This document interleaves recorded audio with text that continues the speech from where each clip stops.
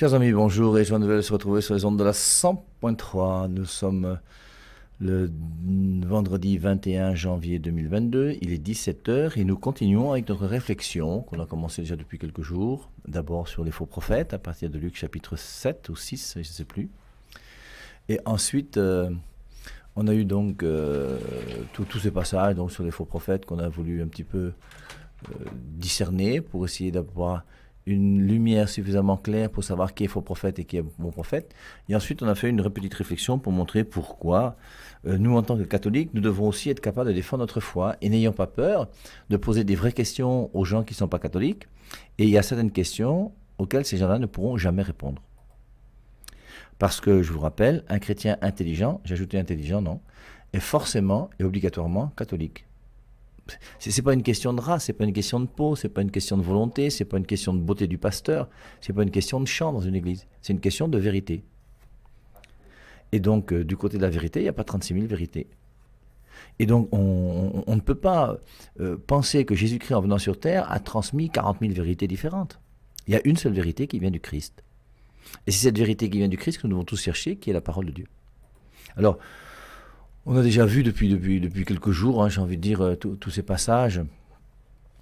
Alors on pourrait faire un résumé d'abord, un petit résumé pour rappeler que ceux qui naissent aujourd'hui dans des communautés issues de telles ruptures, donc qui se sont séparés de l'Église catholique, et qui vivent la foi au Christ, ne peuvent être accusés de péché de division. Et l'Église catholique les entoure de respect fraternel et de charité. Catéchisme de l'Église catholique, 818. Et on voit comment c'est normal que quelqu'un qui est chrétien, même s'il n'est pas catholique, comme s'il n'est pas dans ta dénomination à toi. Notre amour pour Dieu est capable de nous réunir, même si du côté de la vérité, nous avons des vérités différentes. Et c'est pour ça que le communisme existe, et c'est pour ça qu'il y a la semaine de l'unité des chrétiens. Et c'est pour ça, comme je vous disais, que toutes les églises qui refusent de participer à l'unité des chrétiens sont des églises sectaires. Et je vous rappelle, ce sont des gens qui ont mis la vérité avant l'amour. Et ils pensent que tu iras en enfer parce que tu n'es pas dans la vérité. Ce sont des histoires. Jésus-Christ n'a jamais condamné quelqu'un au nom de la vérité à partir en enfer. Donc, alors sauf si c'est une vérité satanique d'abord, des choses comme ça, mais tous les gens qui sont protestants, qui sont pentecôtistes, qui sont adventistes, sont des gens qui cherchent la vérité, qui sont de bonne volonté. Et pourquoi ils sont partis d'une église dans une autre? Parce qu'ils pensent que la vérité est là-bas. Et maintenant, leur intention n'est pas mauvaise. Mais maintenant, et on sera jugé sur l'intention. Donc c'est pour ça qu'il y a un paradis pour tous ces gens-là. Moi, je ne m'inquiète pas pour eux, il n'y a pas de souci. Mais maintenant, au-delà de ça, il y a la vérité qui est importante. Je vous rappelle, Jean 17, sanctifie-les dans la vérité, consacre-les dans la vérité. Ta parole est vérité. Jésus-Christ n'a pas dit consacre-les dans l'amour. Il a dit consacre-les dans la vérité. Et donc, la vérité aussi est importante. Pourquoi? Parce que la vérité, c'est elle qui nous permet d'aimer plus. Et donc, il faut aussi... au moins être capable de discuter avec des gens qui, au nom de Jésus-Christ, vous disent des choses qui sont fausses. On peut reprendre l'exemple encore si vous voulez, puisque c'est récent, c'était la cathédrale de Douala. Cet homme qui entre dans la cathédrale, qui prend un marteau et qui casse une statue de Sainte Thérèse de l'Enfant Jésus. Au nom de Dieu. Et le gars est persuadé d'être dans la vérité. Alors, c'est qu'une statue, ça va. Quand ce sont des djihadistes, ce sont même des êtres humains, donc c'est encore pire. Mais on sent bien qu'on est quand même dans une forme de djihadisme chrétien qui ne dit pas son nom. Comment un homme sensé peut commencer à prendre un marteau pour aller détruire quelque chose qui ne lui appartient pas? Mais tu n'as pas le droit, c'est la destruction du bien d'autrui, on va te mettre en prison, tu vas être condamné. Est-ce que Dieu a demandé que tu ailles casser les choses des autres? Il a demandé que tu les éclaires, oui, c'est pour ça que nous on a une radio, on essaie d'éclairer les gens à travers les ondes, pour leur montrer est-ce qu'il y a une vérité quelque part, et s'il y a une vérité, où est-ce qu'elle se trouve, et qu'est-ce que c'est que cette vérité? Alors, il faut dire aussi que nous, les catholiques, on nous a tellement matraqués pendant des années, qu'au bout d'un moment, on ne savait plus trop ce qu'il fallait penser, qu'il faut aussi que nous aussi, on puisse rendre la pierre à ces gens-là qui nous ont pris pour des cons et des idiots pendant des années. Moi, j'avais commencé, quand j'ai ouvert la radio il y a 3 ans et demi, par commenter un document que j'avais trouvé sur le net, c'est les 100 questions à poser à un catholique auxquelles le catholique ne peut pas répondre. Et on a répondu sur les ondes à toutes ces questions, une par une. Et on s'est aperçu que dans ce document, la grande confusion, c'est quoi? C'est la confusion des non-catholiques. Et le grand dogme des non-catholiques, de croire deux choses, que seule la Bible est la parole de Dieu, et de croire que la Bible a 66 livres. Voici les deux grandes vérités mensongères, les deux faux dogmes qui unifient tous les non-catholiques ensemble. Et malheureusement, ces non-catholiques sont dans l'erreur. Et aucun non-catholique ne peut justifier, je vous rappelle, que la Bible est la parole de Dieu. Parce qu'en plus, c'est injustifiable. La parole de Dieu, c'est pas un livre. Alors, il y a une partie de la parole de Dieu qui a été mise par écrit, oui. Mais quand on met par écrit la parole de Dieu dans un document, ça devient un écrit, ce n'est plus une parole. Je vous rappelle qu'on ne lit pas la parole de Dieu. Regardez le nombre de pasteurs, même catholiques, même les évêques catholiques aujourd'hui, qui vous disent « lisez la parole de Dieu ». Mais c'est pas français, mon frère, ça c'est CM2. On va se poser la question à savoir si tu as eu le CEP un jour. On ne lit pas la parole, on écoute la parole. Et on lit quoi? On lit une lettre, on lit un mot, on lit une phrase, on lit un écrit, on lit les Saintes Écritures et on écoute la parole de Dieu. Ce sont des distinctions qui sont simples et qui sont très importantes. Et quand d'ailleurs un pasteur, quelle que soit sa dénomination, vous dit « lisez la parole de Dieu », il faut l'aider, parce que qu'est-ce qu'il voulait dire? Il voulait dire « lisez les Saintes Écritures ». Et il fait donc une confusion lui-même dans sa tête entre les Saintes Écritures et la parole de Dieu. Et c'est cette confusion qui est à l'origine de tous les déboires que nous connaissons aujourd'hui. C'est pour ça que la première réponse à tous ces gens, c'est accepter de travailler, de faire la distinction entre Bible, Biblette et parole de Dieu. C'est absolument capital. En montrant, comme je l'ai dit ce matin, que l'Église a autorité sur la Bible, mais l'Église n'a pas autorité sur la parole de Dieu. La parole de Dieu est plus que l'Église, la Bible est moins que l'Église, puisque l'Église a autorité sur le nombre de livres. Et maintenant, l'Église, lorsqu'elle donne la bonne interprétation de la Bible qui devient parole de Dieu, alors à ce moment-là, la parole de Dieu est plus que l'Église. Et elle transmet la parole de Dieu que Jésus-Christ a donnée. Mais la difficulté, c'est que la Bible peut être très mal comprise. Et aujourd'hui, il y a plein de gens qui comprennent la Bible d'une manière complètement fausse. Et c'est pour ça, donc, la Bible, première des choses, quand la Bible est à sa place, elle est belle. Quand la Bible n'est pas à sa place, elle est laide. Et avec vous, donc, cette fois-ci, on peut réfléchir, si vous voulez, sur... Prenons certains versets bibliques. On prend par exemple Luc 2,7. Marie amoyota son fils premier-né. Qu'est-ce qu'on conclut? Que forcément, Marie devait avoir un deuxième fils. Si Jésus-Christ est le premier, c'est qu'il y a un deuxième. Mais je vous pose la question maintenant, est-ce qu'un fils unique est premier-né? Et bien sûr, un fils unique est premier-né. Et c'est pour ça que lorsqu'on comprend Luc 2,7 en disant « Puisque Marie amoyota son fils premier-né, donc Jésus-Christ doit avoir des frères et des sœurs », ce n'est pas un raisonnement qui est vrai. Parce que même si Jésus-Christ est le premier-né, s'il est un fils unique, il est vraiment premier-né, mais il n'a ni frère ni sœur. Et c'est pour ça qu'il ne faut pas comprendre Luc 2,7 trop facilement. Marie amoyota son fils premier-né en disant que Jésus-Christ a des frères et des sœurs. D'ailleurs, c'est même pas juste puisque Jésus-Christ a ni frères ni sœurs. Pourtant, la Bible dit que Jésus-Christ a des frères et des sœurs. Oui, c'est Matthieu chapitre 13, verset 52 et suivant, Marc chapitre 6, verset 3 et suivant. On dit, n'est-ce pas le charpentier, le fils de Marie, et le frère de José, Jacques, Jude et Simon. On donne le nom des frères de Jésus, José, Jacques, Jude et Simon. Et la Bible est claire, elle donne, aussi bien dans Matthieu que dans Marc, les mêmes noms, José, Jacques, Jude, Simon. Donc Jésus-Christ a des frères, puisque c'est écrit. Mais après une bonne compréhension des Écritures, lorsqu'on prend son temps et qu'on médite avec l'Esprit Saint qui nous éclaire réellement, on comprend que ce sont ses cousins. Et que le mot adelphos utilisé en grec veut dire aussi bien cousin, demi-frère que frère du village et que frère, même père, même mère. Mais on comprend quand on lit Matthieu 27, 55, 56 qu'il y a une Marie à la croix qui n'est pas au pied de la croix comme la Vierge Marie, mais une autre Marie qui est mère de Jacques et de José. Donc Jacques et José sont les enfants d'une autre Marie qui n'est pas la Vierge Marie. Jean 19, 27, comme on le sait, Jésus-Christ dit à Jean, voici ta mère. À partir de cette heure-là, le disciple a pris chez lui. Jésus-Christ n'aurait jamais donné sa mère à Jean si Jésus-Christ avait des frères et des sœurs. Alors, après, c'est pour vous dire, vous voyez, il faut qu'on puisse comprendre qu'il ne faut pas se laisser trop vite déboussoler par un verset biblique que l'on lit. Matthieu 23, 9. N'appelez personne Père sur la terre, car un seul est votre Père, celui qui est aux cieux. Conclusion, il ne faut pas appeler le Père et le Marie Père. Mais ça se comprend. On comprend que quelqu'un qui ait lu ce verset, quand il lit Matthieu 23, 9, Jésus-Christ qui dit « N'appelez personne Père sur la terre, car un seul est votre Père », si tu ne connais que ce verset, forcément tu vas dire « Il ne faut pas appeler le Père et Marie Père ». Mais si tu connais un peu les Écritures, dans Matthieu 19, 19, Jésus-Christ dit « Honore ton Père et ta mère ». Il dit « N'appelez personne Père ». Mais il dit « Honore ton Père ». Alors Jésus-Christ se contredit. On fait comment alors? Et c'est pour ça que la Bible n'est pas un livre que tu vas comprendre seul dans ta chambre en disant j'ai l'Esprit Saint. La Bible est un livre que tu vas comprendre quand tu... Si tu veux comprendre la Bible seul, commence par la lire d'abord 5 fois en entier. Et quand tu auras lu la Bible 5 fois en entier, alors à ce moment-là, peut-être que tu pourras avoir une compréhension de tout ce qu'est cette bibliothèque, puisque la Bible est une bibliothèque qui a 73 livres, et qui ne sont pas tous très faciles à comprendre. Un livre comme l'Apocalypse, c'est pas ce qu'il y a de plus simple. Et c'est pour ça que nous, vos prêtres, nous faisons 7, 8, 9 années d'études pour essayer de nous former, pour essayer à partir des Saintes Écritures de vous dire des choses qui sont sensées. Et vous comprenez bien que quelqu'un qui lit la Bible seul chez lui, il peut se convertir, mais il peut se convertir à des compréhensions de la Bible qui sont bizarres.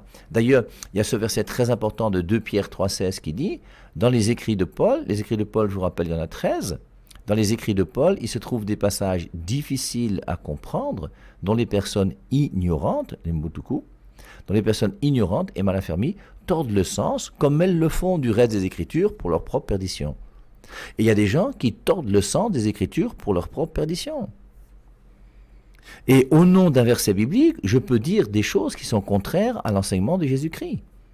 Tous ceux qui enseignent que Jésus-Christ a des frères et des sœurs sont des gens qui enseignent quelque chose qui est faux. Les frères et sœurs de Jésus, ce sont des frères spirituels qui font partie d'une famille spirituelle, qui est la famille des chrétiens. Mais Marie et Joseph n'ont jamais eu d'enfants ensemble. Et après, on va commencer, je vous dis, à partir de quelques versets bibliques. Prenons 1 Timothée 3,2. Dans 1 Timothée 3,2, on dit que l'évêque doit être marié d'une seule femme. Bon, tu lis ce verset, tu comprends quoi? Que l'évêque doit être marié d'une seule femme. La seule chose, c'est, ce qu'il faut comprendre, c'est que le mot évêque en grec épiscopos, qui avait été utilisé en 1 Timothée 3,2, et le mot évêque aujourd'hui, qui correspond à l'évêque responsable d'un diocèse, c'est un mot qui n'a pas la même signification. Dans 1 Timothée 3,2, on ne parle pas d'évêque responsable de diocèse, il n'y a pas de diocèse à l'époque.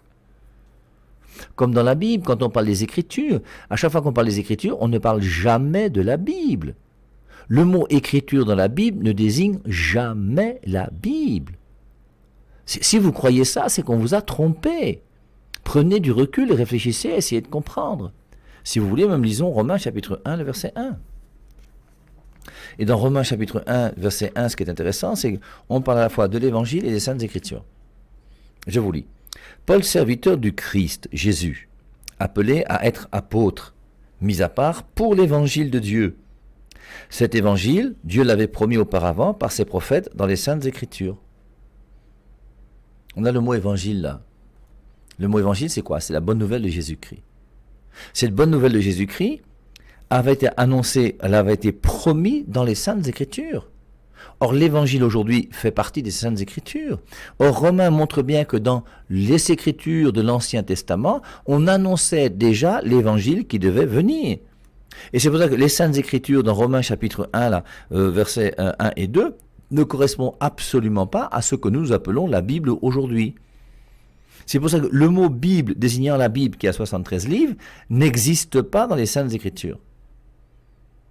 C'est impossible, puisque nous avons discerné les livres vers l'an 400. Et vers l'an 400, on ne savait pas que le Nouveau Testament existait, on ne savait même pas ce que c'était que le Nouveau Testament. Et en tout cas, ce qu'on appelait le Nouveau Testament n'avait pas encore 27 livres. Ils n'étaient pas encore regroupés ensemble. Et c'est pour ça qu'il a fallu attendre 397 pour regrouper ensemble les 27 livres du Nouveau Testament. Donc le mot écriture dans la Bible et le mot écriture aujourd'hui pour les Saintes Écritures qui sont dans la Bible, c'est deux conceptions différentes du même mot écriture. Et c'est pour ça, si je n'ai pas une conception, une compréhension analogique et non pas univoque, ça veut dire qu'un mot peut avoir des sens différents. Je prends l'exemple de l'âme. L'âme dans la Bible a différents sens.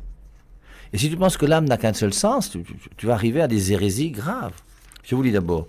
Acte, chapitre 4, je crois que c'est le verset 12, non, je crois que c'est quelque chose comme ça.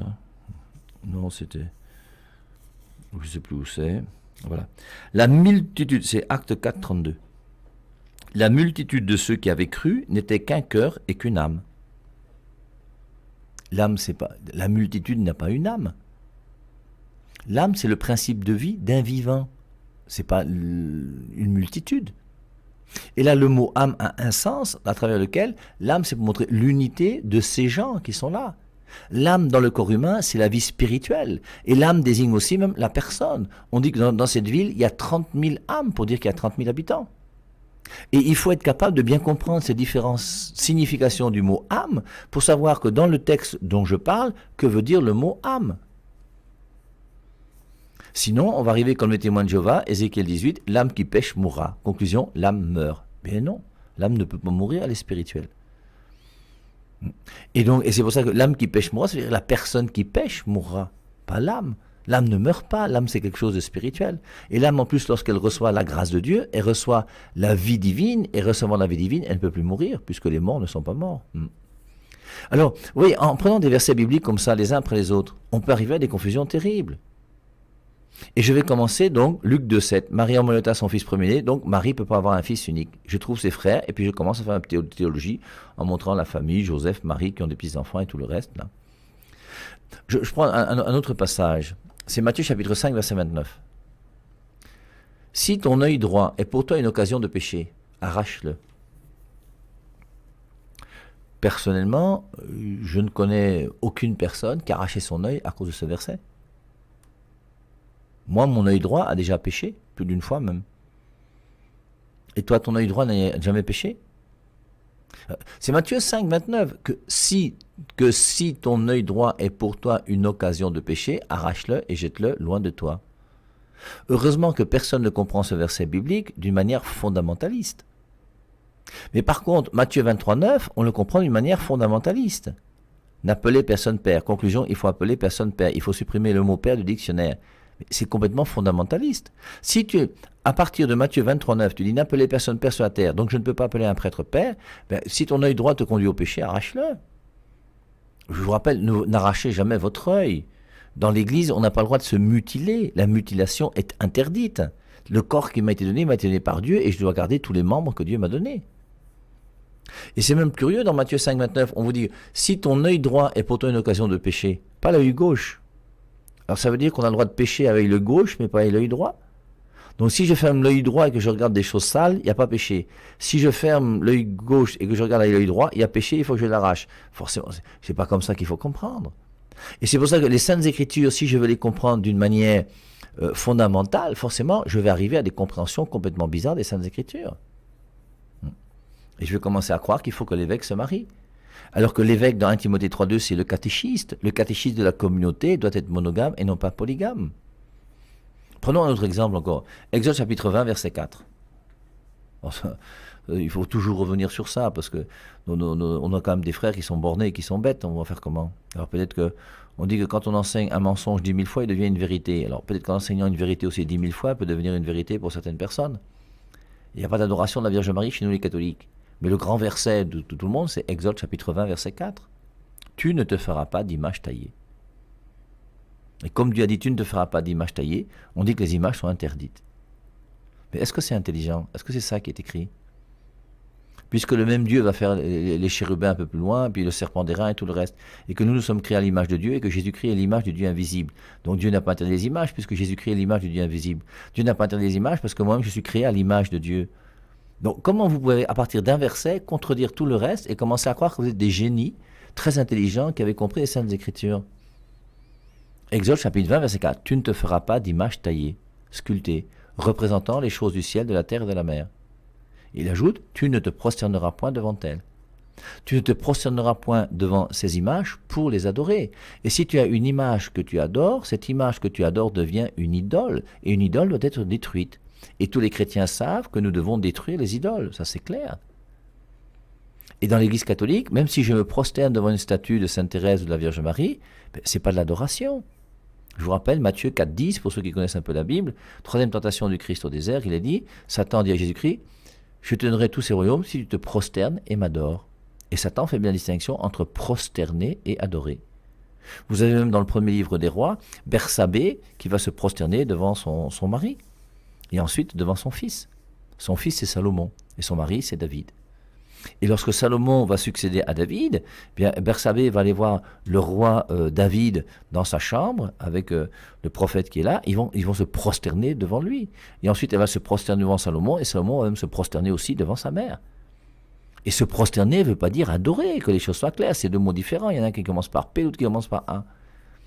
Par contre, il y a un culte des saints chez nous, oui, et on a le droit de demander aux saints de prier pour nous. Comme j'ai le droit de vous demander de prier pour moi, et moi j'ai le droit de prier pour vous aussi. Alors à partir de Exode 24, tu fais tout un enseignement, puis tu vas commencer à dire Dieu a interdit les images, etc. C'est vraiment bizarre comme compréhension.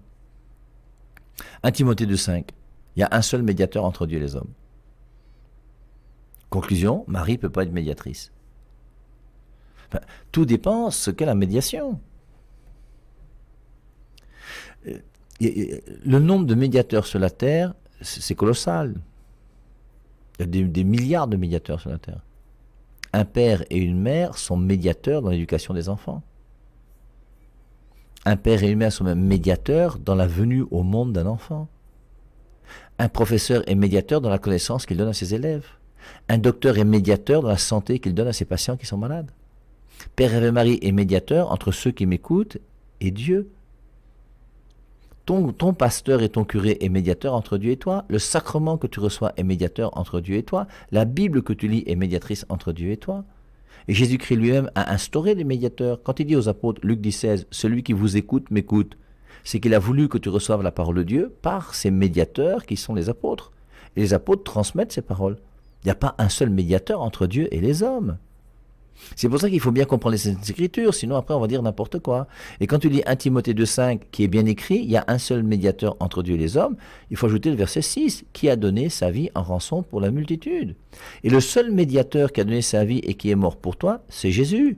Moi je suis un médiateur, mais je ne suis pas mort pour toi. Et Jésus-Christ est le seul médiateur dans l'ordre du salut, Jésus-Christ est le seul médiateur qui est sauveur. Mais moi je suis médiateur dans l'ordre de la connaissance. Dès que tu distingues un peu, que tu fais un peu d'études, que tu es analogique et non pas univoque, tu comprends tout. Et c'est pour ça que les Saintes Écritures demandent cette connaissance. Sinon, tu vas mal interpréter les Saintes Écritures et tu vas commencer à dire des hérésies et des bêtises. Alors il y a des passages aussi un peu plus compliqués. Romains chapitre 3, verset 23. Tous ont péché et sont privés de la gloire de Dieu. Et nous les catholiques, on dit que Marie n'a pas péché. Comment voulez-vous que des gens qui lisent la Bible régulièrement puissent comprendre que nous, les catholiques, nous ne soyons pas bêtes et idiots? Mais c'est écrit noir sur blanc, c'est pas compliqué. Tu lis Romains 3, 23. Tous ont péché et sont privés de la gloire de Dieu. On n'a pas dit tous sauf Marie. Pourquoi maintenant alors Marie ne fait pas partie de Romains 3, 23? Et comment expliquer aux gens que Romains 3, 23 est vrai pour tout le monde sauf pour Marie? Il y a d'autres versets qui sont vrais pour tout le monde, mais pas pour sauf certaines personnes. Je vous cite Hébreux chapitre 9, verset 27. Dans Hébreux chapitre 9, verset 27, il est dit, dans Hébreux 9, 27, « Il est réservé à l'homme de mourir une seule fois, après quoi vient le jugement. » C'est vrai ou c'est faux? C'est vrai, mais pas pour tout le monde. Je vous donne un exemple d'une personne pour qui c'est pas vrai. Cette personne s'appelle Lazare. C'est Jean chapitre 11. Et dans Jean chapitre 11, vous voyez comment Lazare, qui est mort, après 4 jours, Jésus-Christ va arriver, comme vous connaissez l'histoire, et il va dire Lazare sort, et le mort sortit. Qui est sorti, c'est le mort. Et on a commencé à l'habiller, on a commencé à lui donner à manger, et puis Lazare n'est pas mort une fois, Lazare est mort 2 fois. Mais Hébreux 9, 27 dit, il est réservé à l'homme de mourir une seule fois, oui, sauf Lazare. Romains 3, 23, tous sont péchés, sont privés de la gloire de Dieu, oui, sauf Marie. Et la raison pour Marie, elle est simple. Job 14, 4, rien de pur ne peut sortir de l'impur. Et pour que Jésus-Christ ait un corps pur, il faut que le corps de Marie soit pur. Et pour que le corps de Marie soit pur, il faut qu'elle ne connaisse pas le péché originel. Donc Marie a été exemptée du péché originel, gratuitement par Dieu, pour permettre à Marie de donner un corps à Jésus. C'est tout. C'est très simple, c'est facile à comprendre. Donc tout ça pour vous dire que c'est important qu'on puisse essayer de réfléchir et comprendre que la Bible ne se comprend pas par elle-même. Moi, j'ai même des confrères de ma congrégation qui disent que la Bible se comprend par elle-même. Je ne suis pas d'accord. Je ne suis pas d'accord avec ça, moi. Je ne vois pas quelqu'un qui lirait la Bible en entier, de Genèse jusqu'à Apocalypse, qui puisse forcément avoir une interprétation bonne des Saintes Écritures. Donc une interprétation catholique des Saintes Écritures. Parce que la seule bonne interprétation des Saintes Écritures, c'est quand c'est interprété par l'Église catholique qui a donné la Bible au monde. Alors, on se rappelle Actes chapitre 8, l'eunuque éthiopien. Et l'eunuque éthiopien, il lit un passage d'Isaïe, et en lisant un passage d'Isaïe, il y a l'Esprit Saint qui envoie le diacre Philippe et qui dit va sur la route de tel. Tu vas rencontrer un carrosse dans lequel il y a un homme là, qui lit un passage biblique. Et il arrive et dit comprends-tu ce que tu lis? Et cet eunuque éthiopien lui répond comment vais-je comprendre? Je n'ai personne pour m'expliquer. Comment vais-je comprendre? Je n'ai personne pour m'expliquer. Nous avons besoin de quelqu'un pour comprendre les Saintes Écritures.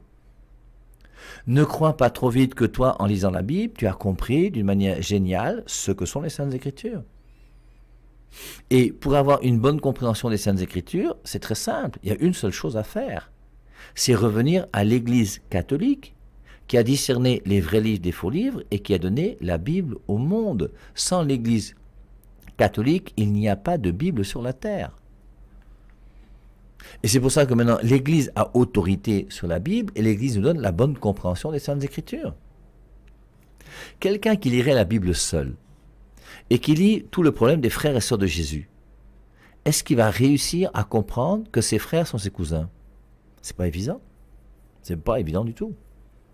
Si vous lisez Maria Valtorta, oui, c'est beaucoup plus simple dans Maria Valtorta. Mais si vous lisez l'Évangile tel qu'il est écrit, Matthieu, Marc, Luc, Jean, avec les épîtres jusqu'à l'Apocalypse, c'est compliqué à partir de tout cela d'avoir une bonne compréhension. Parce que on serait fortement porté à pouvoir dire que Jésus-Christ avait des frères et des sœurs. On donne leur nom, José, Jacques, Jude, Simon. Il y a un passage où on dit que Jésus-Christ discute avec des gens dans une maison. Ta mère et tes frères sont là dehors qui t'attendent. Sa mère, tout le monde sait que c'est Marie. Et ses frères, on a donné leur nom, José, Jacques, Jude, Simon. Et ses sœurs ne sont-elles pas ici parmi nous?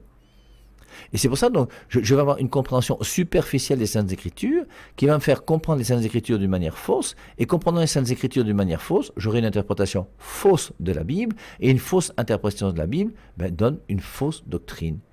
Et une fausse doctrine, ça implique des faux prophètes. Et c'est pour ça que je vous ai dit l'autre jour que le jour où vous discutez avec quelqu'un d'une autre église, avant de lui faire comprendre que l'église a autorité sur la Bible, il faut d'abord lui montrer comment son interprétation biblique qu'on lui a donnée est une interprétation qui est fausse. Quand Marcello Tunasi dit 1 Timothée 2,5 qu'à cause de ce verset, il y a un seul médiateur entre Dieu et les hommes, c'est pour ça qu'il a quitté l'église catholique et qu'il est parti fonder sa part de compassion. Bon, d'abord, un homme intelligent ne fonde pas d'église. Fonder une église, c'est être idiot, il faut mettre les choses au clair. Parce que l'église a été fondée par Jésus et Jésus seul. Et Jésus est quand même plus compétent que tous les hommes que vous voyez sur terre pour fonder une église. Il a dit Matthieu 28,20, je suis avec vous chaque jour jusqu'à la fin du monde. Donc si vous ne croyez pas que Jésus-Christ, qui est Dieu, a été capable de fonder son église, moi je me pose des questions déjà sur la compréhension de ce qu'est l'église. Et il dit, s'il y a un seul médiateur, il y a un seul Dieu. S'il y a deux médiateurs, il y a deux dieux. Vous voyez des confusions énormes dans la tête de quelqu'un qui se dit pasteur, qui se dit homme de Dieu. Mais c'est grave. Il faut se rappeler en plus que vouloir enseigner les Saintes Écritures, il n'y a pas de souci. Pouvoir prêcher, évangéliser, c'est bien. Mais en même temps, il faut savoir, je vais vous lire un passage tiré de l'épître de Jacques. Et dans l'épître de Jacques, je crois que c'est le chapitre 3. Ne soyez pas nombreux à vouloir être docteurs, mes frères, car vous savez que nous subirons un jugement plus sévère. Mais je ne peux pas commencer à affirmer des choses qui ne sont pas des choses que Jésus-Christ a enseignées, sans me faire punir par Jésus-Christ quand je sais que j'enseigne des choses approximatives. Et au bout d'un moment, il faut quand même avoir un minimum de connaissances. Je vous rappelle, Marcello Tunasi avait dit dans sa vidéo que Jésus-Christ aurait choisi une autre fille de Lévi s'il n'avait pas trouvé la Vierge Marie. Ce n'est pas une fille de Lévi, c'est une fille de Judas. Parce que Jésus-Christ est de la descendance de Judas et non pas de Lévi. Donc ça montre quand même qu'il y a quand même des lacunes dans sa formation doctrinale. Et c'est pour ça donc il ne faut pas hésiter quand même à se former. Alors comprenez bien, je ne veux pas vous décourager de lire la Bible. Au contraire, lisez la Bible, lisez-la. N'hésitez pas. Et le jour où vous avez des questions que vous vous posez par rapport à un passage biblique ou un autre, bien n'hésitez pas. Vous avez la chance, vous ici, d'avoir tous les dimanches soirs à 19h le Père Hervé Marie qui répond à vos questions. Et tous les dimanches soirs à 19h, je suis heureux de me retrouver sur ma console à pouvoir discuter avec vous pour essayer de voir comment est-ce qu'on peut dire s'il y a une vérité quelque part, où est-ce que ça se trouve, pour ne pas que les loups rapaces puissent vous dévorer et vous empêcher de rester dans la bergerie que Jésus-Christ a voulu pour vous. Donc, je crois qu'on a fini un petit peu avec tout notre cycle qu'on a fait sur les questions à poser aux non-catholiques, sur toutes ces choses. Mais c'est un éclairage qui, je crois, peut être bon pour nous. Hein. Et après, il faut que nous soyons capables de discerner s'il y a une vérité quelque part et où se trouve cette vérité. Alors, nous sommes dans dimanche prochain, le dimanche de la parole de Dieu. Alors, il faut remercier quand même le pape François d'avoir fait un dimanche de la parole de Dieu. Mais ce serait bien aussi de faire un dimanche de la parole de Dieu et de la Bible. Faire un dimanche de la Bible et de la parole de Dieu, pour qu'on puisse commencer à distinguer Bible et parole de Dieu. Parce que c'est vrai que la parole de Dieu, bon, on sait déjà quand même ce que c'est, non? Je crois que beaucoup d'entre nous, on essaie de la mettre en pratique dans notre vie, c'est ça le chrétien. Mais je crois que la distinction, moi, parole de Dieu et Bible, est absolument capitale. C'est pas, on n'a pas fait un dimanche du Verbe. Toujours pour ceux qui essayent de faire la distinction entre Jean 1.1, au commencement était le Verbe, au commencement était la parole. On a fait un dimanche de la parole de Dieu, c'est pas un dimanche du Verbe, parce que le Verbe et la parole de Dieu sont deux réalités différentes.